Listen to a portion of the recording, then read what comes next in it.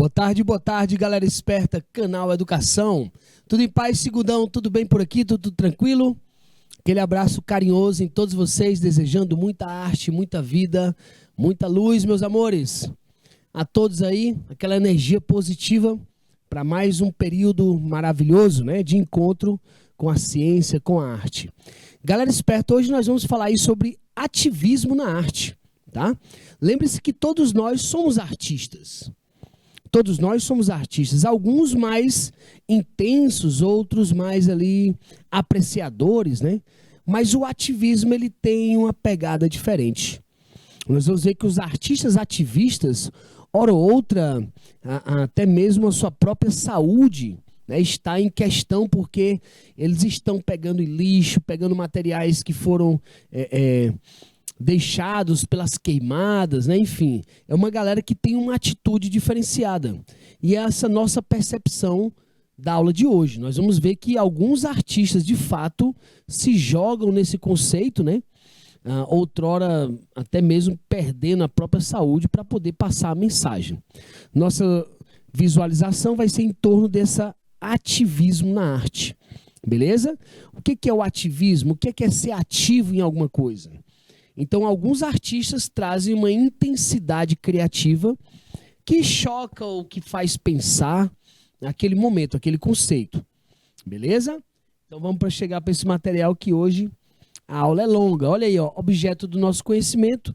Nós vamos aí partir sobre a leitura de obras de arte, considerando os signos da linguagem visual, trabalhando arte e ativismo. Tá bom? No finalzinho da aula, a gente vai fazer questões em torno dessa temática. E aí, para iniciar nossa aula, eu trouxe esse cara aí maravilhoso, ó, nosso brother, Franz Kranjberg. Ele é um polonês que veio para o Brasil fugido do Holocausto, né, literalmente. E aqui, chegando no Brasil, ele disse que encontrou o paraíso, né? Ele disse, olha, aqui é o lugar onde eu vou ficar porque, de fato, eu me encontrei. Ele perde sua família para o Holocausto, então ele tem marcas de guerra, serviu em guerra, né? Então a obra dele é muito expressiva nesse segmento, digamos assim, de marcas sensoriais, marcas culturais, né? E Franz Kranjberg, galera, vai trazer uma potência no que diz respeito à ressignificação de madeiras, árvores queimadas nesses grandes desmatamentos e das próprias queimadas, né, literalmente. Veja que o cara vem da Polônia preocupado com essa situação das queimadas no Brasil. Então o ativismo, ele outrora, ele mostra pra gente que o impulso criativo, o impulso do trabalho, ele é mais forte, né? Ele é mais enérgico. Imagine aí que muito de nós nunca parou para ir recolher árvores das queimadas ou fazer pensar sobre aquilo de uma forma mais artística, né? Geralmente uma queimada a gente vê apenas uma destruição. Enquanto o ativista nesse conceito, ele vê a destruição, vê a problemática, faz pensar com uma obra nascida daquele objeto esquecido, digamos assim, né? Então, por isso que o ativismo ele é muito interessante, porque ele ativa em nós, literalmente, a recuperação, a cura, ou fazer pensar naquele segmento. Tá bom, galera? Então, vamos começar aí pelo Franz Kranjberg, esse grande amigo da natureza. Olha aí, nascido em Koźle, na Polônia, em 1921, o artista perdeu toda a sua família para o Holocausto. Nos 4 anos que passou na guerra, Franz Kranjberg se defrontou com a face mais obscura do ser humano, a violência. Então veja que essa marca, né, de viver 4 anos na guerra. O cara veio da Polônia, Koźle. Em 1921, o artista tem aí a perca para sua família, para o Holocausto. Lembrando que o contexto do século XX a gente engloba a Primeira e Segunda Guerra Mundial, né? Então, ele vai para essa face mais obscura do ser humano, a violência.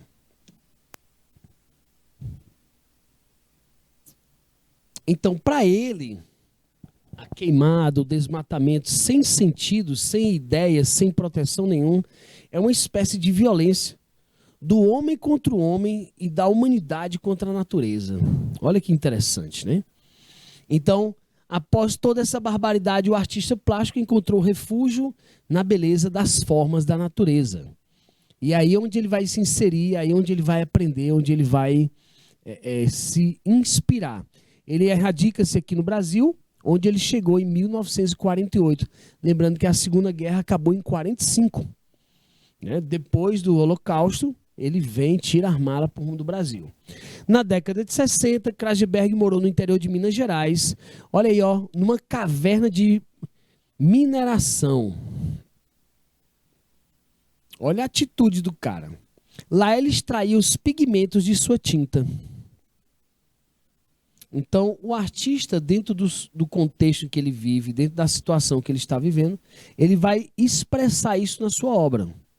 As marcas da guerra, essa, digamos aí, essa forçada, né, a morar em locais bem complexos, como, por exemplo, uma mineração de carvão. A gente sabe que ele é cheio de gases, né? Pouco ar, enfim. Mas ao conhecer o sul da Bahia, precisamente Nova Viçosa, a convite do amigo e arquiteto Zanini Caldas, que o artista plástico encontrou seu refúgio para a vida. E ele disse a uma entrevista para a TV Brasil que aqui é o lugar dele, aqui ele fica, né? Quanta riqueza, quanto movimento que tem, e a arte acaba ignorando tudo isso. Então o artista, ele vê na natureza, ele novamente se insere, se equilibra pela natureza. Tá? Tanto é que ele produziu um documentário, né, O Grito da Natureza, lá na TV Brasil. Ficou bastante famoso, né, por esse documentário. E ele traz como se aquele som da queimada, aquele chiado, aquele crepitar, né, aqueles papocos lá, ele diz que tudo aquilo são gritos da natureza, é o choro da natureza, né? Olha que interessante. Beleza, galera? Vamos fazer um printzinho rapidinho. Pode ser? José, eu coloco aí um minutinho para a galera printar aí, anotar aí um pouco aí da biografia do Franz Crageberg. Tá? Um minutinho só, a gente volta.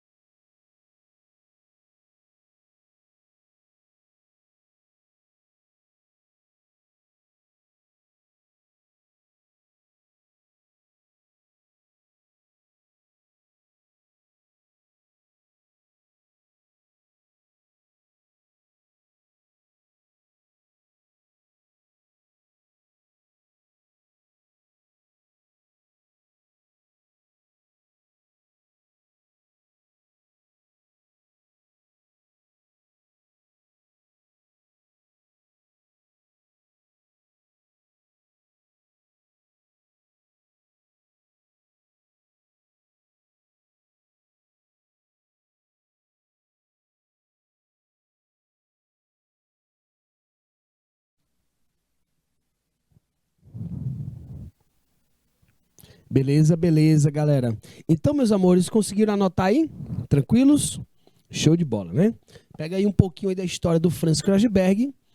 Lembrando que essa atitude, você sair do seu país para um outro e ali se reintegrar ao patriotismo daquele país, é uma atitude tanto, hein, não é?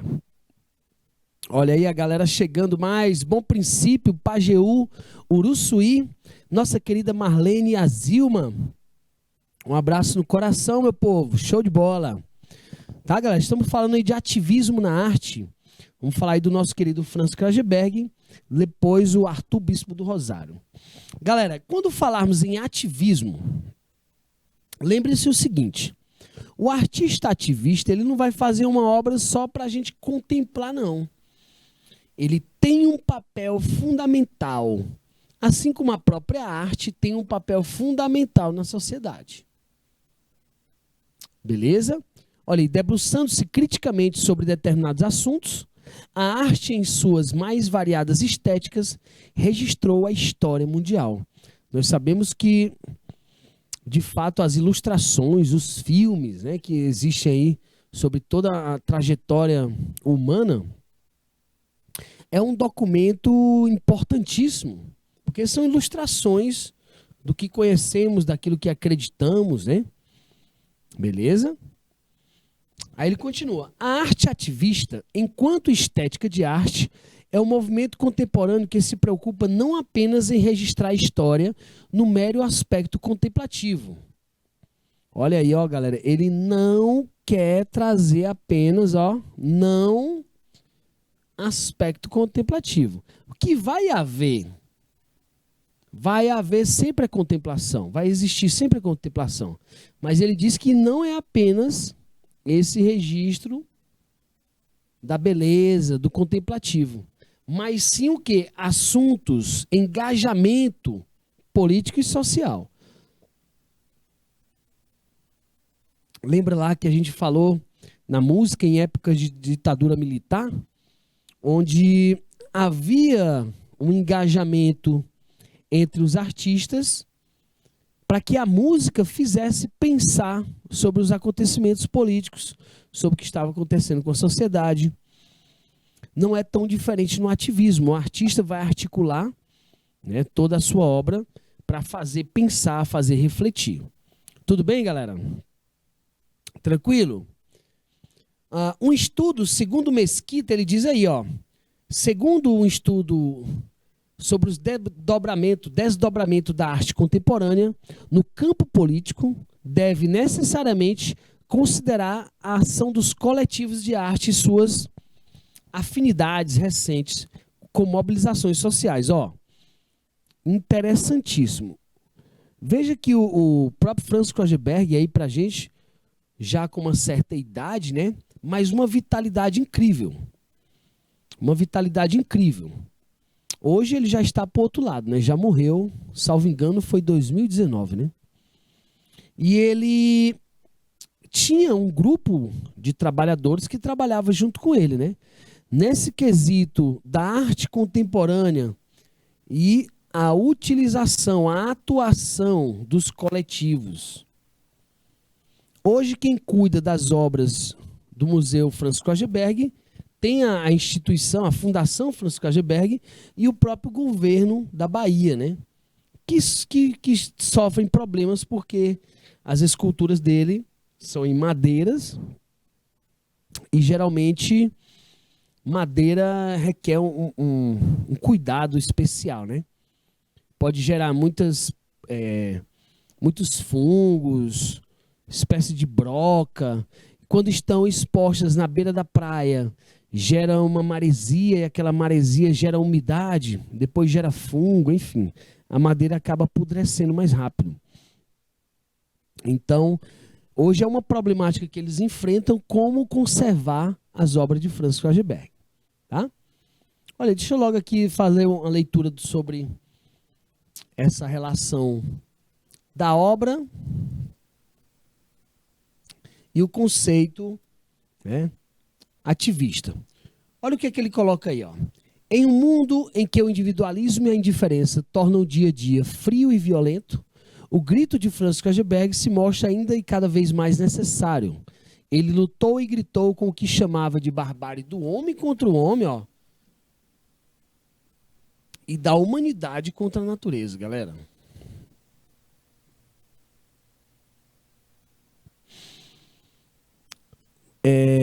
No dia a dia, nosso dia a dia, nossas tarefas diárias, né? Geralmente a gente não consegue encontrar um momento para estar ali ativo na natureza, seja no bairro, às vezes até mesmo em casa, as plantas pedem água e a gente não teve tempo para colocar água para as plantinhas, enfim. Diariamente nós temos momentos de interagir com a natureza. O ativismo, ele faz a gente perceber, olha, a violência do homem contra a natureza. Por que que isso não acontece? Por que que nós damos exemplo aí dos os seres que ainda mais estão literalmente poluindo o meio em que vivem, né? Então ele diz aí, ó, que a vida dele é gritar contra esse barbarismo. Quero que minhas obras sejam um reflexo das queimadas, por isso uso as mesmas cores, vermelho, preto, fogo e morte. Então é o seguinte, quando o Franz Kageberg pega lá as madeiras queimadas, ele vai organizar, ele vai pintar, ele vai esculpir novamente. Tem hora que ele vai colar coisas nela, tem hora que ele queima com produtos químicos para gerar cores diferentes. Então ele não pega simplesmente árvores queimadas e faz obra de arte, não. Ele ressignifica, ele organiza, ele entalha, tá? Então, a base dele são as madeiras queimadas. E aí ele vai ressignificar todo aquele material. Tranquilos para vocês? Então, ó, as madeiras é o material que ele usa.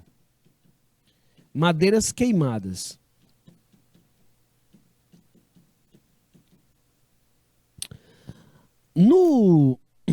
Na plantação, na zona rural, nas grandes fazendas, né? Geralmente a galera queima para fazer aquela limpeza, né? E alguns utilizam a própria cinza da queima para gerar uma espécie de fertilizante, o nitrogenar o solo, né? Dá uma espécie de nitrogênio. E as plantas ficam mais verdinhas. Só que aquela sequência de repetições pode deixar o solo muito pobre. Você pode estar queimando outros nutrientes também do solo. Então, dentro desse contexto da necessidade da queima, que é uma realidade na lavoura, no campo, isso tem um controle, uma organização. Agora, a queimada intencional, a queimada criminosa, é algo preocupante, né? Recentemente, ouvimos vários vídeos e histórias do que a Amazônia, ela estava queimando territórios lá, enfim, de uma forma criminosa, né? Para gerar campos para o gado, até mesmo para a exploração da madeira. E a gente fica sempre apreensivo, né? Porque, de fato, é algo que a gente não vê até alguém falar, né? A mídia ou alguém trazer informações do que está acontecendo realmente nessas regiões. Beleza, galera? Olha aí a capa do documentário, né? Da TV Brasil, O Grito. Terceira edição, Ano Mundial da Árvore. Franz Kageberg vai aí emblemando essa relação de proteção ambiental, de ativismo, até mesmo por questões de denúncia, crítica, né? Então, o Grito, coerente em sua trajetória engajada, e a gente tem que ter esse termo aí, galera, ó, engajamento. Se você for fazer uma obra de arte que não tem engajamento, que não tenha função social, que não tenha alguma utilidade, tá? Geralmente sua obra pode ficar obsoleta, cair no desuso. Veja que músicas boas, músicas de época, não saem da moda, porque os artistas procuravam engajamento. Luiz Gonzaga é um artista atemporal. Gilberto Gil, essa galera, Chico Buarque, né, compõe de uma forma atemporal. As músicas que eles fizeram lá atrás, hoje, são muito pertinentes. Bob Marley, né? Então, esse engajamento é uma das características dos artistas ativistas. Tá bom? Então ele coloca, coerente com sua trajetória engajada, o escultor Franz Kageberg lidera no Rio e em Paris um evento que antecipa questões da Conferência do Clima da ONU. Então, olha que interessante, galera. O polonês veio para o Brasil, de repente o cara aí internacionalmente conhecido por essas questões, né, climáticas, preocupações ambientais, etc. Beleza? Viram que o engajamento é algo que ele quer de nós, ele precisa de nós, alguma atitude. Olha aí as obras de Franz Kagberg, galera. E aí estamos no Museu Franz Kagberg, né, a instalação Franz Kagberg. Tem essa casa bem interessante aí, ó, para Casa na Árvore, né? E ele tem também a Casa Tarzan, que é onde ele morava, literalmente. Nós temos aí os ossos da baleia jubarte, que estão aí reorganizados lá no Museu Franz Kagberg. Eu vejo ali que tem uma coberturazinha para proteger mais a deteriorização. E aqui o próprio Franz Kagberg, ao lado dessa escultura maravilhosa. Veja o tamanho dela, ela é monumental, né? E veja que há uma apreciação ou a própria curiosidade, como ele gerou essas formas. Como eu falei para vocês, tem hora que ele vai fundir alguns tipos de elemento, vai pintar, vai queimar de novo, vai colar, pregar, etc, etc. Tá? Agora veja que sozinho ele não faz isso, né? Tem que ter um grupo para poder, sobretudo, carregar este material. Interessante essa foto, porque a fotografia ela foi feliz aí nessa captura, onde ela traz ali no horizonte o mar, no fundo, no plano de fundo. No primeiro plano a escultura parece um pulmão, um alvéolo pulmonar, né? Uma veia respiratória. Olha que interessante. E aí, quando você coloca de frente para o mar, quem produz a maior quantidade de algas, perdão, de oxigênio são as algas, né? Assim? E aí, quando o cara coloca a árvore queimada, como disse, as árvores estão produzindo cada vez menos. Tá com vocês, né, algas? Olha que interessante. Acaba trazendo uma poética na própria pintura. Beleza, galera? Show de bola, né? Quem de vocês aí já teve vontade de ter uma casinha na árvore, brincar na árvore, né? Acho que todos nós já passamos por esse momento, essa ideia. Depois de grande, tem gente que materializa o sonho, faz para os filhos, né? Uma casinha na árvore, um playground. E aí o Franz Kagberg, de fato, morava na Casa Tarzan.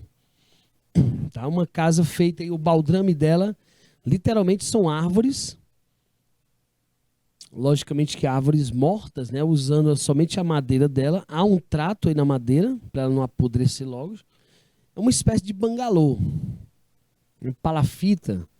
Aqui nos índios, a gente chamava de tesos, as casas construídas em cima dessas palafitas, desses troncos. Tá bom? Então, há uma integração. Ó, arte e natureza, né?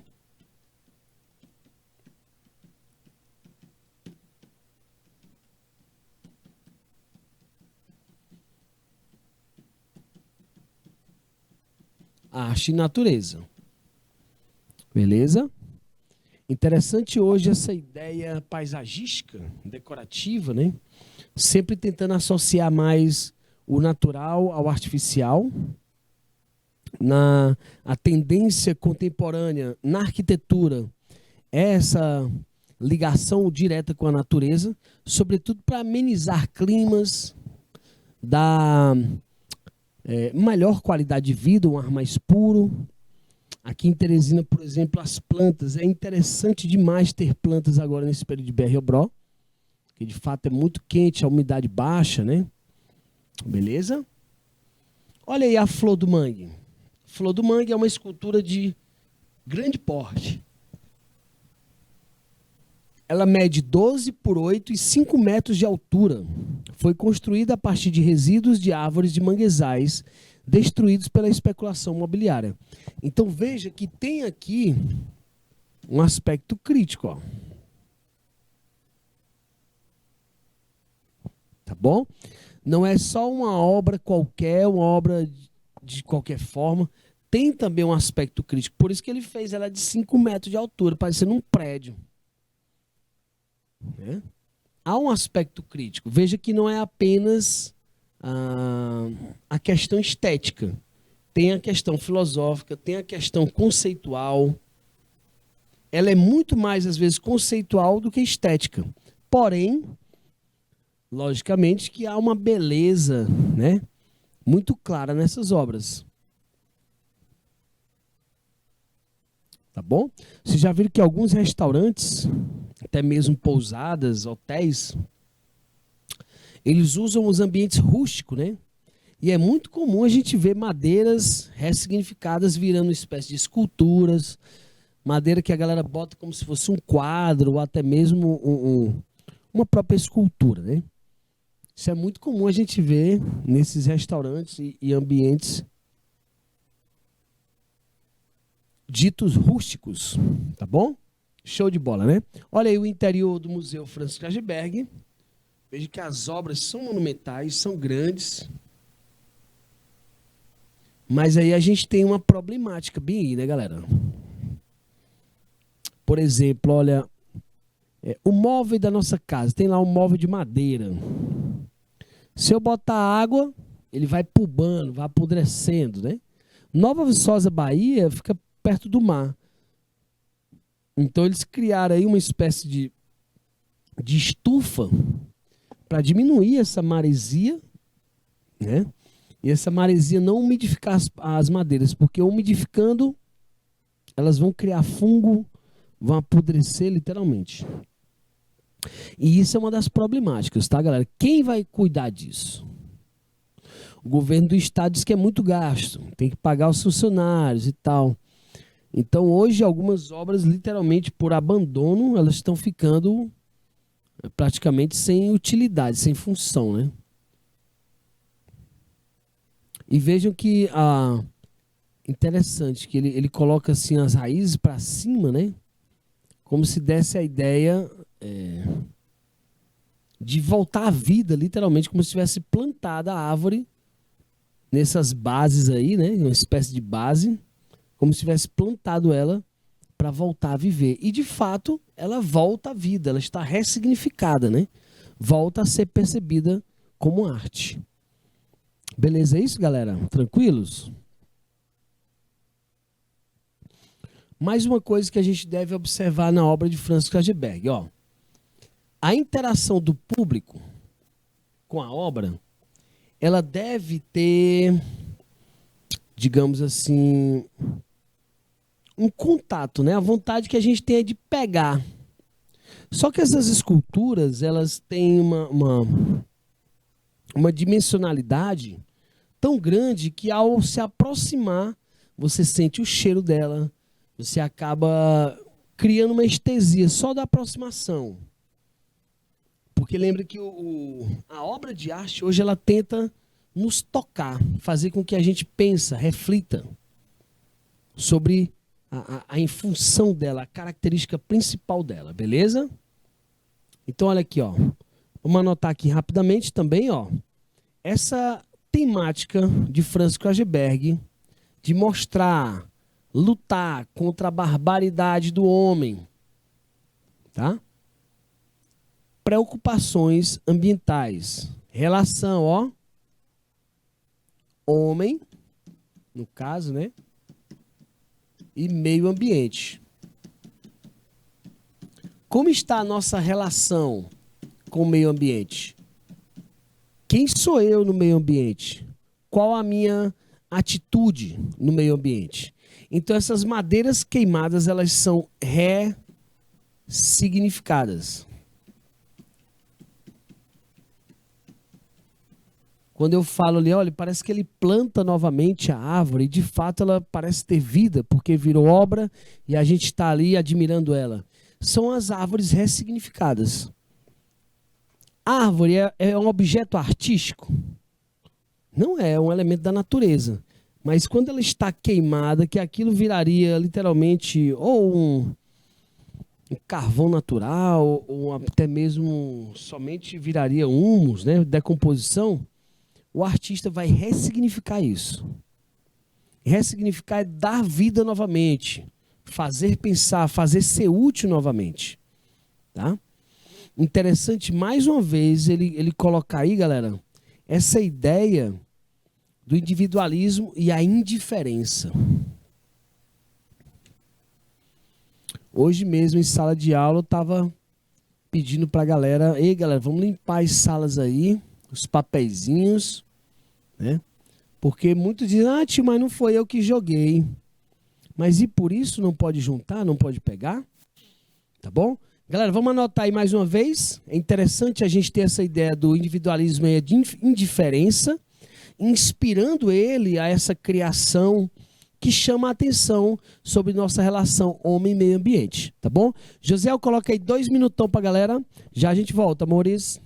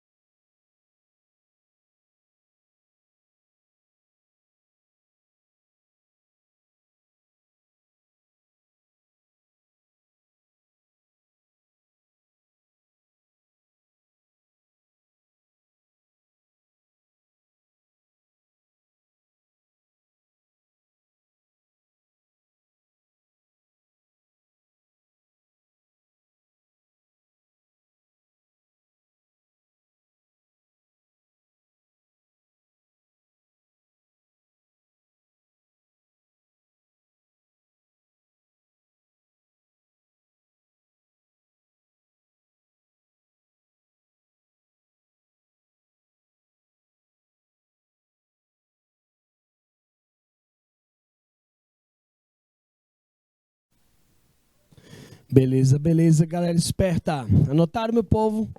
Entenderam aí a pegada do Franz Kreuzberg? A reflexão que ele traz para nós, né? Não só ele, Franz Kreuzberg, mas vários outros artistas estão ligados, antenados nessa nova, digamos aí, nesse clamor que a natureza faz a gente, né? A gente ressignificar, reorganizar, reinserir, né, a nossa percepção natural, tá bom? Lembrando que o engajamento ele vai sim fazer com que a nossa obra ela seja mais expressiva, mais ligado ao social, ao ambiente, e a própria ideia de humanidade, né? Essa ideia mais humana, veja que hoje, galera, a gente está aí na beira de um colapso nuclear, né? Inclusive, hoje, poderíamos aí dizer, o grito da gente é para que esses dias, essas próximas semanas, essas próximas horas, tá, jovens, que a gente não use jogos de violência, que a gente não xingue as pessoas, a gente procurar amar mais, perdoar logo, né? O mundo está vivendo uma tensão global, sobretudo essas questões nucleares. Então vamos nos libertar aí da raiva, do ódio, tá bom? Pelo menos esses dias a gente não está aí em contato, né, com brigas, dentro de casa perdoar todo mundo, amar, se cheirar, se abraçar, reaver esses laços aí, porque é o que nos resta, né? É o que nos move, é o que nós temos. Tá? É as interações, né? O amor um pelo outro, pela família, é ou não é? Beleza, galera? Então, se integrar à natureza, sentir a natureza, é uma das propostas que os ativistas acabam gerando, inspirando, né? Por onde passam essa percepção mais ampla. Beleza, galera? Olha aí, ó, lá no Recife, por exemplo, hoje a cidade do Recife, ela beira o mar. Não só o Recife, né? Fortaleza também. A maioria das cidades que estão ali na costa litorânea, a especulação imobiliária cresce de tal forma que ela enche de prédio. Já viram que algumas praias, né, no Brasil, a beira-mar é cheia de prédio.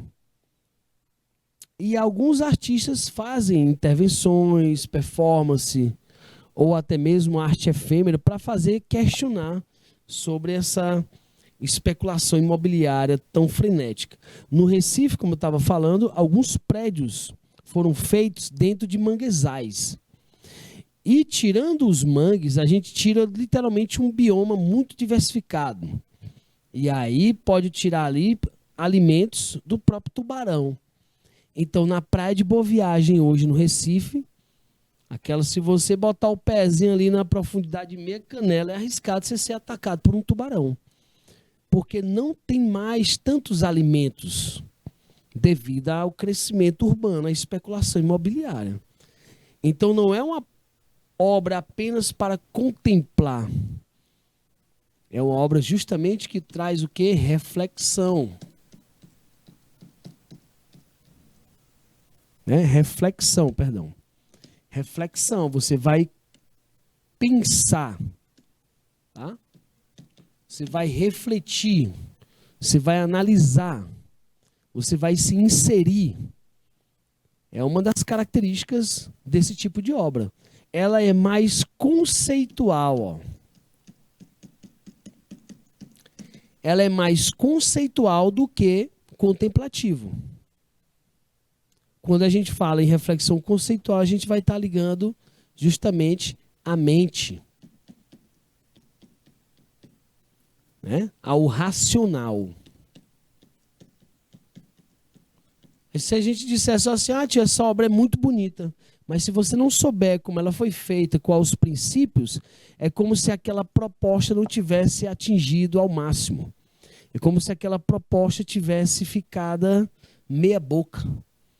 A ideia dele não é fazer algo bonito, mas é fazer algo que ressignifique, que reutilize e que faça pensar sobre essas características. Tá bom? Lembrando, o tamanho das obras, geralmente gigantes, né? Veja aí que a altura delas mede de 3 a 5 metros de altura. Você vai ter ali uma aproximação e causando estesia. Estesia é uma espécie de prazer na arte. Olha, dentro de uma queimada, a gente não vai. Tá queimando, tá pegando fogo, a gente não entra. Mas após a queimada, de uma forma organizada, as pessoas se aproximam. Aquele cheiro pode causar sensações, pode causar lembranças. Lembrando que o museu, geralmente, ele procura atender sobretudo no século XXI, né?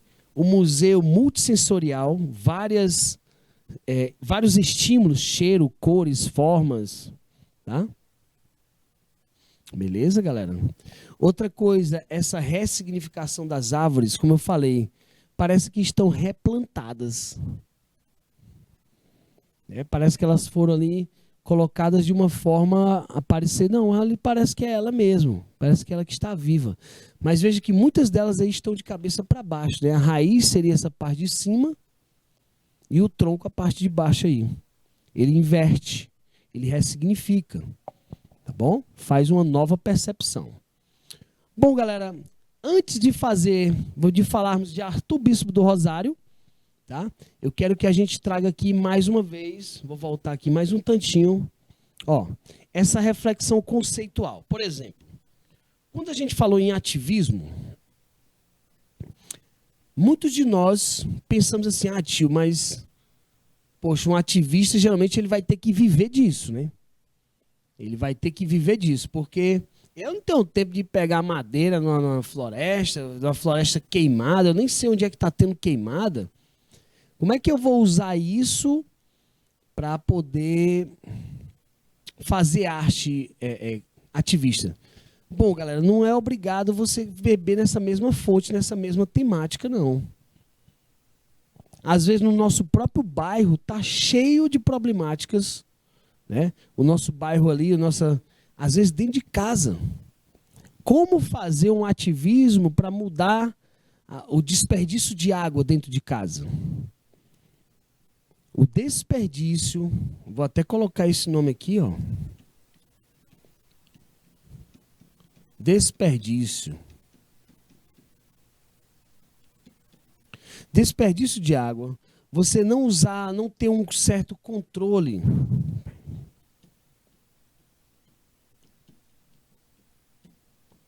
Controle diário, por exemplo.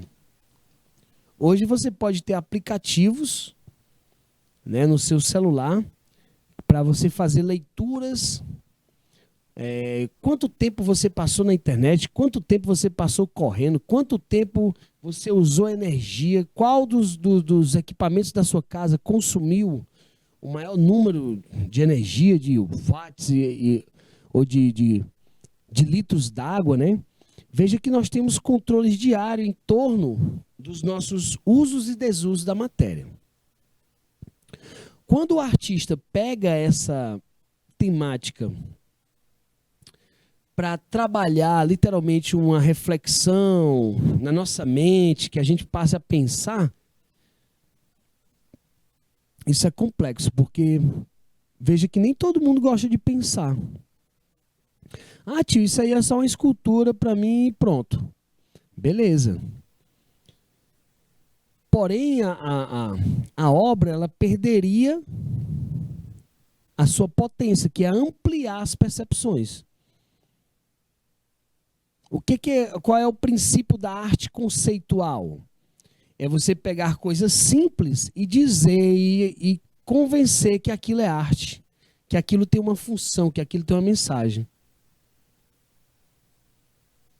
Fica claro isso para vocês? As mensagens na arte, perdão, é uma das características, tá, do ativismo.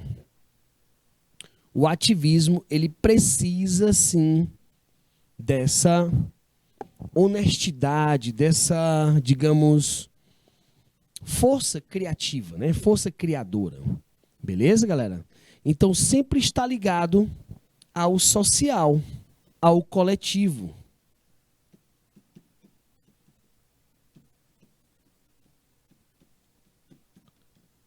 Olha, lembro aí que feiras de ciências recentes, os alunos trouxeram em vários aplicativos, né, para mapear queimadas, mapear zonas de pobreza, onde a gente precisa intensificar doações de alimentos, etc., né? Então, hoje nós temos controles aí de várias estatísticas, várias formas de medir dados, etc.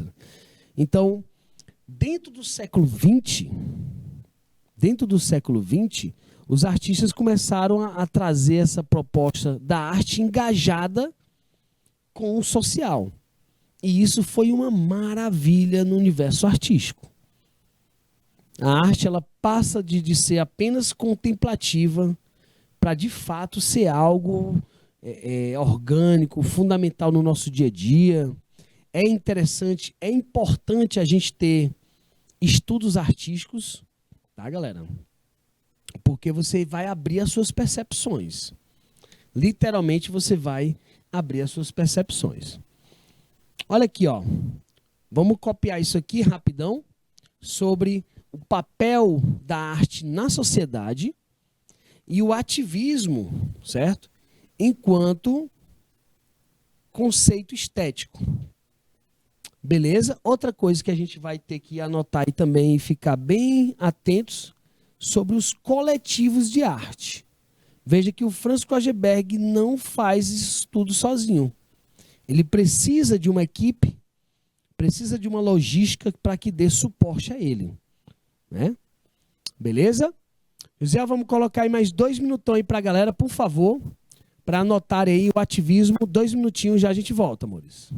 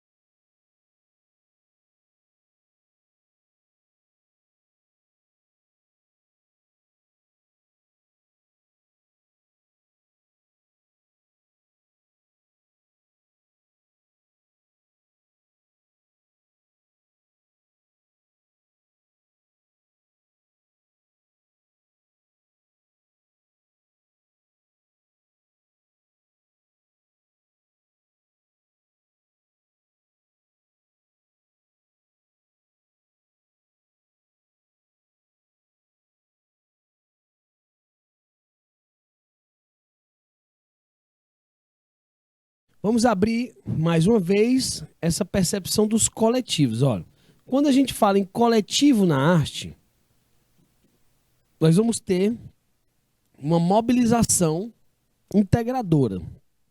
Geralmente o coletivo, eles vão resolver situações, problema.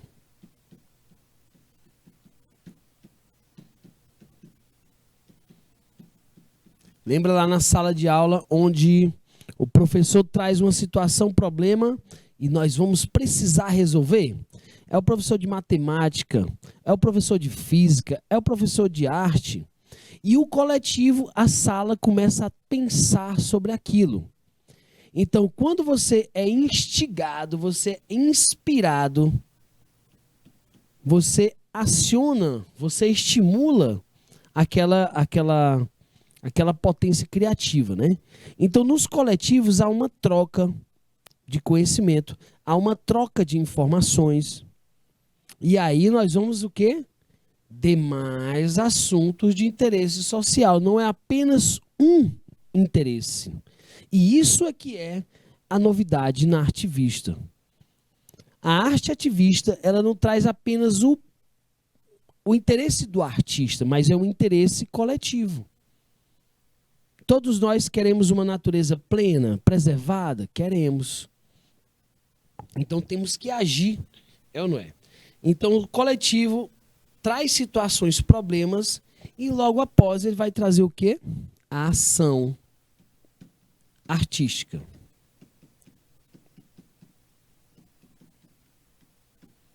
Beleza? O artista ele evidencia o que precisa ser feito, pensa, articula e vai agir. Esse é o papel de Franz Kroeger quando ele começa a trazer essas obras, né? Logicamente você vê o tamanho das obras, mas você diz logo, esse tiozão vai levar essas árvores para onde? Como ele faz isso? Há um coletivo, há uma integração. Tanto é que essa persona, né, essa personalidade de Franz Kroeger, ela pode inspirar muita gente a ter um olhar mais expressivo para ressignificar a natureza, né? Perdão. Olha, algumas árvores após a queima parecem que se tornam mais resistentes, sobretudo a alguns insetos e bichos, né? Tem árvore ali que as pessoas utilizam a própria queimada, né, para que elas não deem bichos nem fungos. Recentemente lá em casa a gente chamou um rapaz lá que ele queima as teias de aranha, né? Então ele pega o gás de cozinha, liga ali naquela ponteirazinha que parece ponteira de solda, e aí ele queima aquela madeira todinha ali que a gente está vendo no forro da casa. E as aranhas passam no mínimo 2 meses sem fazer teia. Muito interessante a técnica, tá? Quando você queima ali aquela primeira parte, você está queimando os ovos, os fungos, e aí a madeira fica mais protegida. E o Franz Kroeger, hora ou outra, ele queimava a madeira novamente para poder dar essa camada de proteção. Beleza, galera? Mais uma vez, lembrando que essa estesia, ao observar uma coisa que era viva e de repente morreu e aí se torna viva novamente por mãos artísticas, veja que essa é a natureza do homem, né? Ressignificar a natureza, ver o belo, trazer lá do caos a situação, o problema resolvida. Logicamente que a queimada não vai conseguir voltar atrás, né? Mas rever esse conceito de prazer pela natureza, né? Está inserido, ver que nós fazemos parte desse segmento. Lembrando toda outrora que nós faremos parte até mesmo do adubo dessas próprias árvores, né? Nossos corpos são enterrados. Beleza, galera? Meus amores, e vamos aqui encerrando essa aula. Nós vamos voltar justamente aqui desse outro nome importante na arte mundial e aqui no Brasil também, né? Arthur Bispo do Rosário. É esse cara que nós vamos estudar agora na nossa segunda aula, tá bom? Convidando sempre vocês a ter essa inspiração e praticar arte no seu dia a dia, tá, galera? Vamos ser ativistas, vamos fazer pensar, vamos ressignificar, e o mundo tende a melhorar quando nós melhoramos os nossos próprios hábitos. Beleza? Vamos ali tomar aquela garapinha. Já já a gente volta, são só 3 minutinhos. Valeu? Um abraço, galera. Show!